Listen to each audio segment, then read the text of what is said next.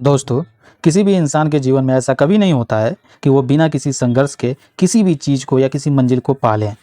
क्योंकि जब तक इंसान अपने किसी विशेष सपनों या फिर मंजिलों को पाना चाहता हो तो उसे अक्सर किसी न किसी तरह मुसीबतों का सामना करना ही होता है।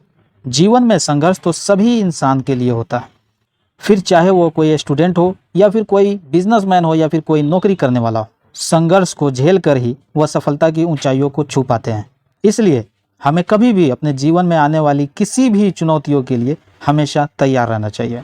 अगर आपके जीवन में संघर्ष है तो आप हमेशा यह मानकर आगे बढ़ते रहें कि आपके आने वाला जो कल है वो इससे बेहतर होगा। एक बार की बात है, एक असफल बिजनेसमैन जंगल में खुदा को याद करके रो रहा था।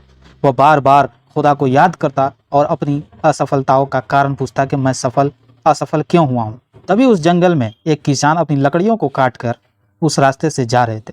उस व्यापारी की निराश चेहरा और उसकी बातें सुनकर वो समझ गया कि यह बेचारा परेशान है।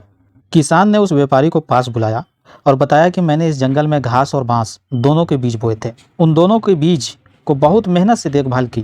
पहले ही साल में घास तो हरी भरी हो गई, लेकिन बांस का बीज जैसा कि तैसा ही रहा।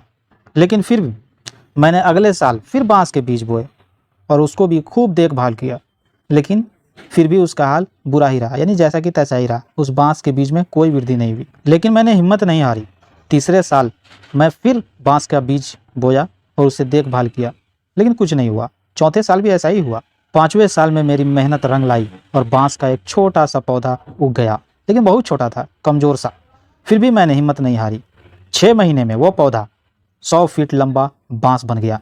मैंने बांस की जड़ को इतना बड़ा करने के लिए 5 साल का समय लगाया। इन 5 सालों में इसकी जड़ इतनी मजबूत हो गई कि 100 फीट के ऊंचे बांस को संभाल सके। संघर्ष तो सभी के जीवन में आते हैं, लेकिन उनसे हार नहीं मानना चाहिए। दरअसल संघर्षों से ही आने वाला कल और बेहतरीन हो जाता है और उस बांस की जड़ की तरह मजबूत हो जाता है। हमें अपने जीवन में आने वाली किसी भी संघर्ष से हार नहीं मानना चाहिए।